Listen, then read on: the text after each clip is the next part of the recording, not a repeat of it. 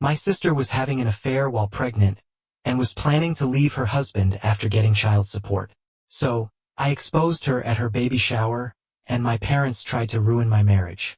I want to begin by saying that during my entire childhood, my parents never once treated me, 33F, and my sister Mary, 26F, differently, despite the significant age gap between us.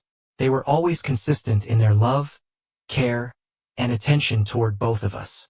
From what I can remember, there wasn't any favoritism or special treatment whatsoever. While me and Mary were not exactly each other's best friends, we got along just fine. Being the oldest sibling, I never really fought with her much and just let her do whatever she wanted. I am mentioning all this beforehand to give an idea about my family dynamics because what I am about to write next is something that completely blindsided me. You see, just 2 years ago, my sister got married in this beautiful grand ceremony that my parents generously paid for. It was everything she had dreamed of, and she tied the knot with her college sweetheart, Jack. They had been together for years, and it seemed like a natural progression for them to finally get married. Watching them exchange vows was such a heartwarming experience for us. They looked so in love, and from the outside, everything about their relationship seemed perfect. Everyone, including myself, was thrilled to see them take this step in life. I was genuinely happy for her because it felt like she had finally got everything she wanted. After the wedding, like many newlyweds, they wanted to start a family. I knew they had been trying for quite some time to get pregnant but had faced some challenges. It was hard watching her go through that, especially knowing how much she wanted to become a mother. But then, just a few months ago, everything changed. She tested positive and found out she was pregnant. My sister and Jack were over the moon. It was the news they had been longing to hear for what felt like ages. I remember feeling so elated for them because I knew how badly they wanted this. Felt like their lives were finally falling into place. As for me, I've been married to my husband, Cleo, for the past 6 years, and we have a young son together.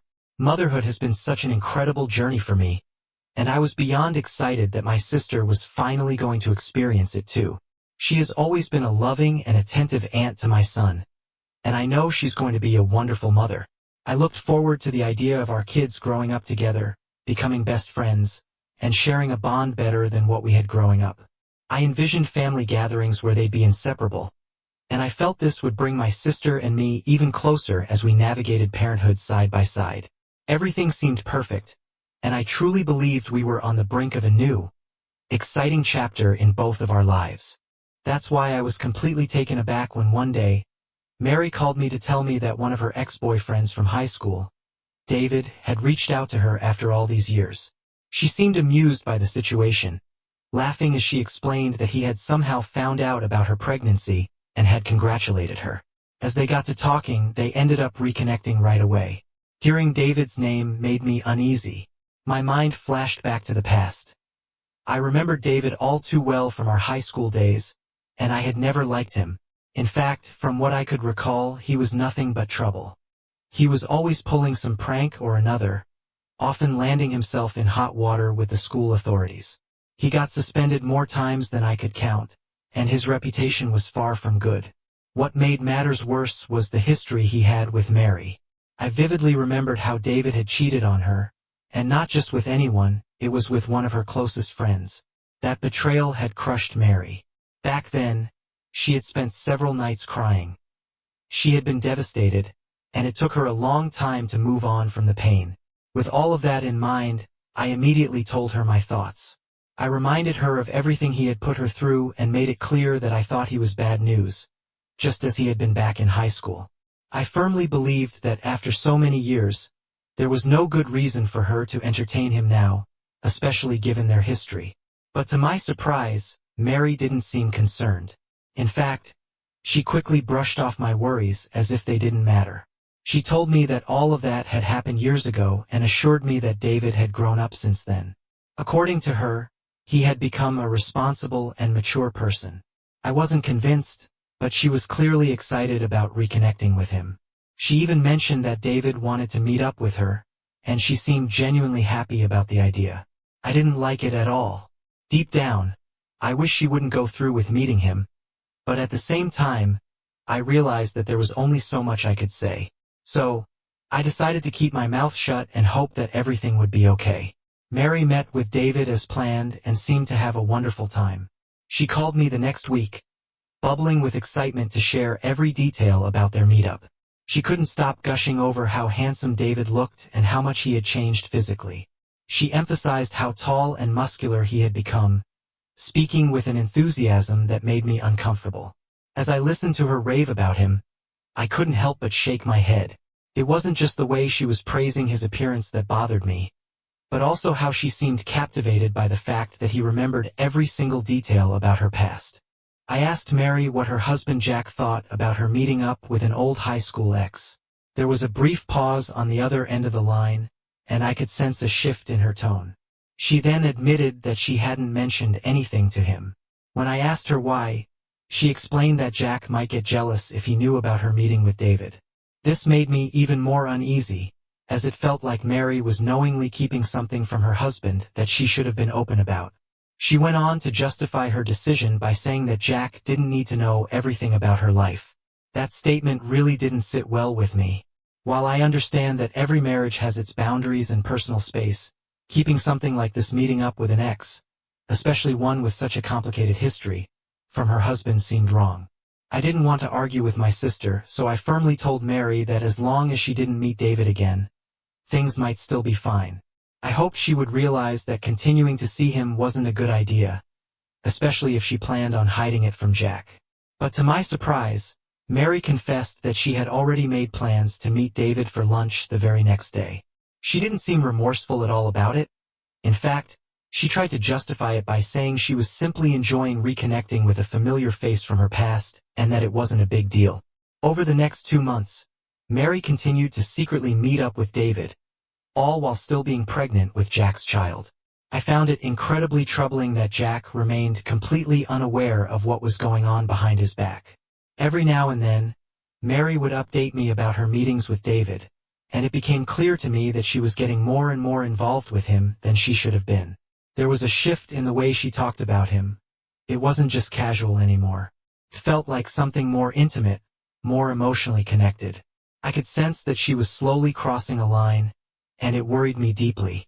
I brought the issue up with my husband, Cleo, because I didn't know what to do. I wanted to make sure I wasn't overreacting, but I also needed advice. Cleo listened patiently, and while he didn't approve of what Mary was doing, he felt strongly that we shouldn't interfere in her marriage. I begrudgingly agreed with him, but that nagging feeling of unease stuck with me. Something about the situation didn't sit right in my gut, and I couldn't just ignore it. Then one evening, I was out with some friends, enjoying a casual night out. When I walked into a restaurant, I spotted Mary sitting with David. They were tucked away in a corner booth, almost hidden from plain view. At first, I didn't want to believe it was them, but as I got closer, there was no mistaking it. My heart sank as I watched my sister, completely unaware of my presence, sitting there with David. They were playing with each other's fingers, smiling, blushing, and locking eyes in a way that made them look like lovers, not old friends catching up. I was furious. The sight of them together like that made my blood boil. Every instinct in me wanted to march over to that table and confront Mary right then and there. I felt so angry, not just for Jack, but for the way she was handling the whole situation. But as much as I wanted to, I realized that confronting her in public, in front of everyone, would cause a scene and probably embarrass her. It wasn't the right place or time for that. So instead, I made a quick decision. I quietly took out my phone and snapped a few pictures and videos of Mary and David together. I needed undeniable proof if I was going to confront her about this later. Without solid evidence, I knew she might try to brush it off or downplay the situation, but what I saw was too clear to ignore. After getting the proof, I went to sit with my friends in the opposite corner of the restaurant, trying to act normal while I processed what I had just witnessed. Inside, I felt torn apart. I couldn't stop thinking about Jack, how clueless he was, how much he trusted Mary, the mother of his unborn kid, and how this betrayal would hurt him. That night, I tried to reach out to Mary multiple times, hoping to confront her, but she wasn't answering any of my calls. I was growing more anxious by the minute, so I decided to call Jack to check in on her. When I asked him where Mary was, He casually told me that she was having a girls' night out and spending the night with one of her best friends. I felt an overwhelming sense of guilt and anger because I knew very well that she was most likely with David. I gently pressed him, asking if he was certain that Mary was with her friend. But he just laughed, completely unsuspecting. He said, "Why wouldn't she be?" Jack had no reason to doubt her, and it hurt to see how blind he was to the situation. I felt awful for him, knowing the truth but not being able to share it, at least not yet. I knew I couldn't just drop that kind of bombshell on him without first speaking to Mary directly. I needed to hear her side and get to the bottom of what was happening before making any drastic moves. The next day, Mary finally called me back, unaware that I knew everything. She sounded normal, even cheerful, as if nothing was wrong. I decided to test the waters by asking her what she had been up to the previous evening. Without hesitation, she started to lie, telling me she was out with her best friend having cocktails. I could barely contain my frustration as I listened to her fabricate a story, pretending as though everything was fine. I scoffed and bluntly told her to stop lying to me. I didn't beat around the bush. I told her that I had seen her with David at the restaurant the previous evening. There was a pause on the other end of the line, and I could hear her breathing heavily. Mary didn't try to deny it, and she went quiet, probably realizing that she was caught and there was no point in pretending anymore. I took a deep breath and told her that she needed to stop what she was doing and think about the consequences, especially for her unborn child. I reminded her that she wasn't just hurting Jack by doing this, but she was jeopardizing her entire family's future. I was firm in telling her that whatever was going on with David needed to end immediately. I could tell she was rattled by my words, but whether she was truly remorseful or just caught off guard, I wasn't sure yet. All I knew was that I couldn't let her continue this affair in secret, and it was up to her now to decide whether she was going to make things right or let everything fall apart. However, Mary became defensive and angry. Her voice grew sharp as she told me that I had no right to lecture her about her life. She insisted that she had certain needs and cravings during her pregnancy, which only David could fulfill. Hearing those words made me want to puke. She continued to assure me that she knew exactly what she was doing, and that I didn't understand the complexities of her marriage. According to her, David was saving her from what she described as a boring and unfulfilling life. Hearing her say that was shocking. Up until David had reappeared in her life, Mary had never once expressed any dissatisfaction in her marriage. However, suddenly she had so many complaints. It felt like she was just trying to justify the cheating in her head by coming up with random things. I argued back, reminding her that she had always spoken highly of Jack, how loyal, considerate, and kind he was. Jack had been nothing but supportive and loving throughout their marriage, and if she had concerns or felt unhappy, she should talk to her husband directly rather than betray him. Cheating wasn't the answer. But instead of listening, Mary raised her voice, saying that David understood her in a way Jack never could, and that she had already crafted a plan for her future. Her tone sent chills down my spine, so I asked her straight out what she meant by that. I feared the worst, and unfortunately, my fears were confirmed. Without hesitation, Mary confessed that she wasn't planning on leaving Jack until after the baby was born. She explained coldly that this timing was deliberate. She didn't want to be blamed for the divorce if she tried to leave her husband while still pregnant. She also wanted to ensure that she would receive child support and that she would be entitled to a significant amount of alimony. I froze when I heard this. She was planning to manipulate the situation to her advantage, using the birth of her child as leverage to get financial security. I shook my head and told her straight out that she sounded like a crazy person. This wasn't the Mary the first knew. It was like I was talking to someone I didn't even recognize.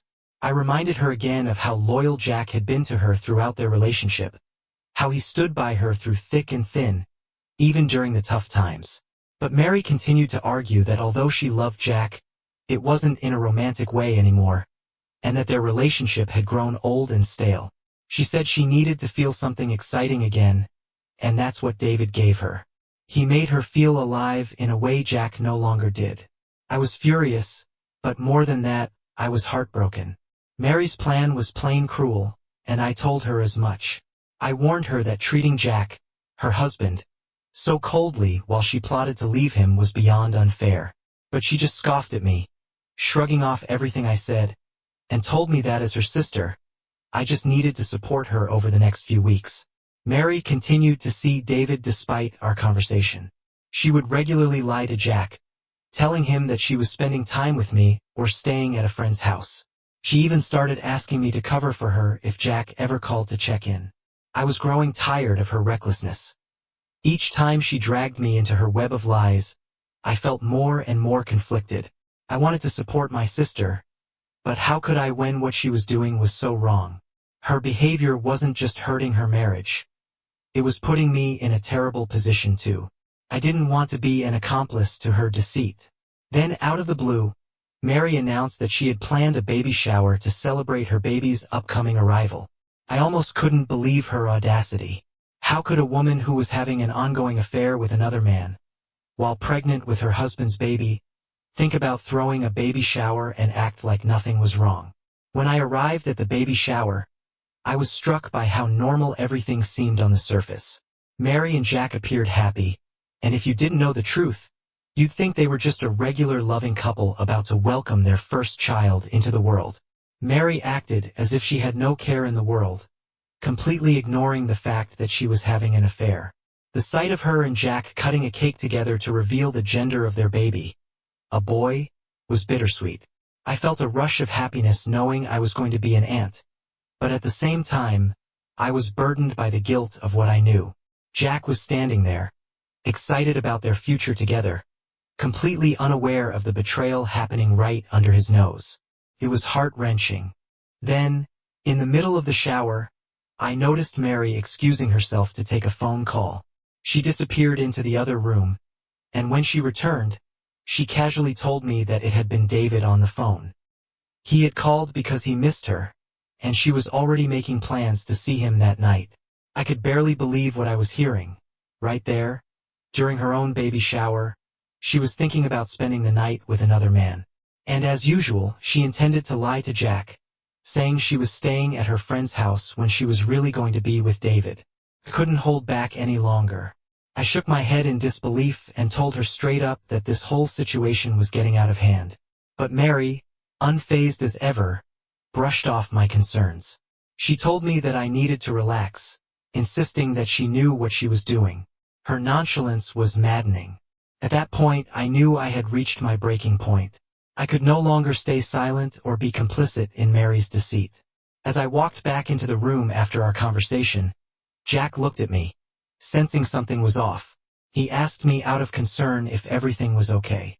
My heart was racing, and my voice was shaky as I prepared myself for what I knew I had to do. I glanced around the room at all the familiar faces, our family, friends, and Jack himself, who still had no idea about the betrayal unfolding around him. My sister Mary, who had always been so close to me, was subtly shaking her head, silently pleading with me to stay quiet and continue covering for her. But I knew this was my chance to come clean, to tell the truth and free myself from this burden. With a trembling voice, I announced to Jack that there was something he needed to know. I took a deep breath before admitting everything. Mary had been having an affair. The room went completely silent as everyone turned to me, their faces filled with confusion. I recounted everything that my sister had been doing behind Jack's back and how she had even forced me and her friends to cover up for her. I broke down and apologized to Jack for not admitting to him sooner. The room erupted in shock, and I could see everyone trying to process what they had just heard. My mother's face twisted in disbelief as she demanded to know what I was talking about. She turned to Mary, who still sat frozen, and asked if it was true. Mary tried to act confused, pretending she had no idea what I was saying. I then pulled out my phone and showed everyone the pictures and messages I had taken as proof of Mary's affair with David. I didn't want to humiliate her, but the truth needed to come out. I then revealed to Jack her plan to leave him after the baby was born to secure alimony and child support without facing the blame for the divorce. Jack's eyes widened in disbelief as he stared at the pictures of Mary and David together, the messages confirming their relationship. Then Jack and Mary erupted into a massive argument. At first, Mary tried to deflect and deny it all, but faced with undeniable proof, she finally broke down and admitted everything. The betrayal was too much for Jack to handle. He was devastated. In the end, the evidence I had provided helped Jack in the divorce proceeding that dragged on for months. When Mary finally gave birth to their son, Jack insisted on a paternity test. Only after it was proved that he was indeed the father did he agree to pay for child support. However, during the divorce proceedings, the judge ruled that he was not required to pay any alimony, given Mary's infidelity during these months. Watching my sister face the consequences of her choices was incredibly hard. I knew revealing the truth was the right thing to do, but I hadn't anticipated the backlash that would come from my own family. Instead of holding Mary accountable for her actions, my parents turned all their anger and frustrations towards me. They were furious, accusing me of sabotaging Mary's happiness out of spite and jealousy. They kept repeating that family is family, and insisted that I should have protected my sister's secret, no matter how terrible her actions were. I was really taken aback by how much they suddenly favored my sister over me when they had never done that before. At one point, I even started to doubt myself, thinking if I really made the right move by exposing her. However, things escalated even further when my parents and Mary, in their desperation and irrational anger, tried to sabotage my own marriage. My parents actually called my husband, Cleo, demanding that he divorce me. They reasoned that since I had made Jack divorce Mary, I didn't deserve to have a husband or a happy marriage either. In fact, Dad told Cleo that he always felt that he was too good for me, and my mom agreed with him.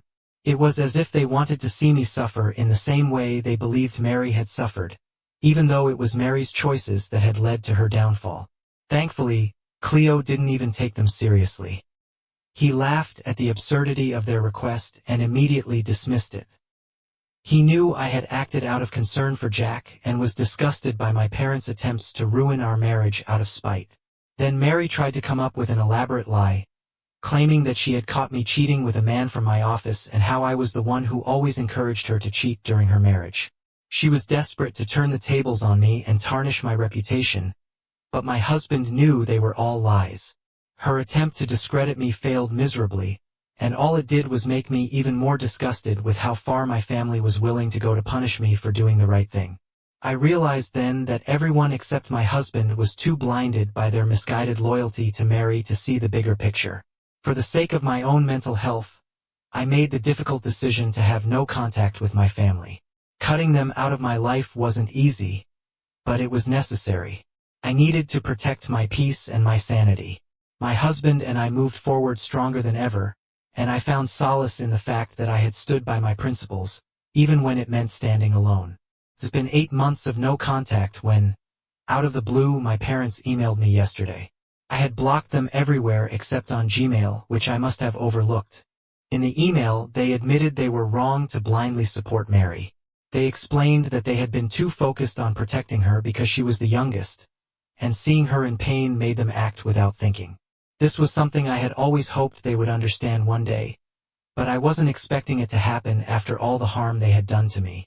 They also wrote how Mary, who had moved back in with them after her divorce, had also moved David in with her. Apparently, they were loud, obnoxious, and didn't help my parents out with any bills. With 2 more family members, my mother had to do even more chores around the house because no one else helped. Mary was also forcing my parents to babysit her son while she would be out spending time with David.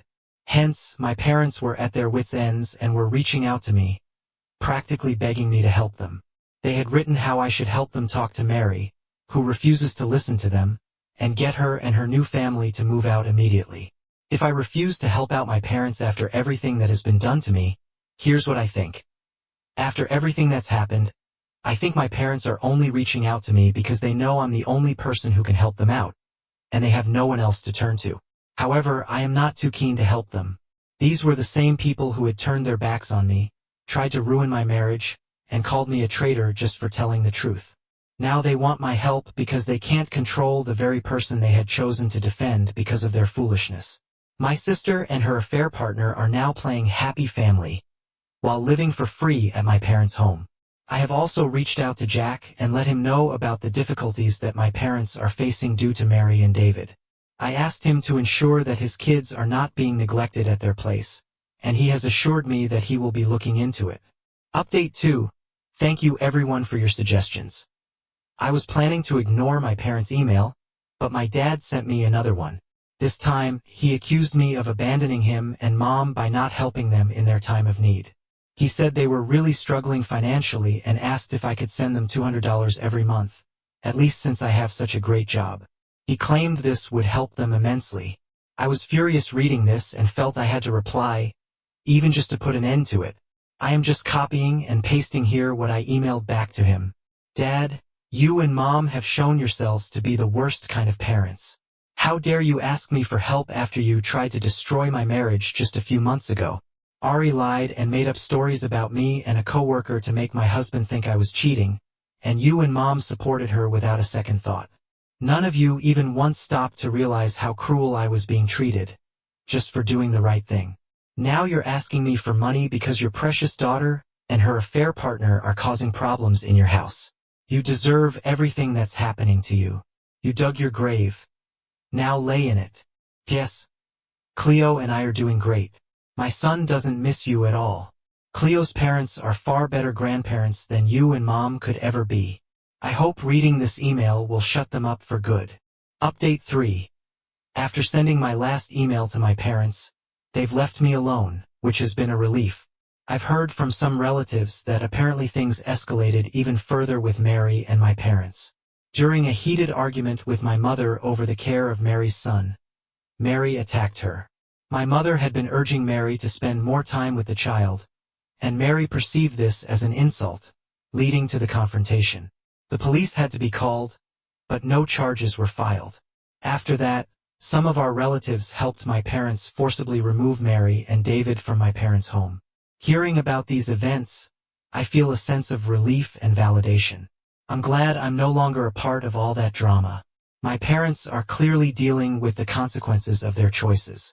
While it's sad that things have ended up this way, I've learned how to prioritize my own well-being and happiness. Currently, my husband and I are planning on taking a vacation to unwind and enjoy some quality time together, since we haven't had a chance to do that for a while.